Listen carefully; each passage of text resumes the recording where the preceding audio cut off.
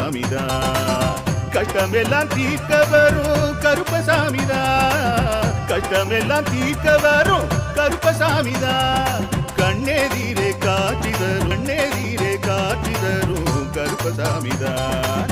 புரியதை நீங்க வாங்க சந்ததி தழைக்கும், புரியத்தை வாங்கிட்டு போங்க நிம்மதி பிறக்கும்.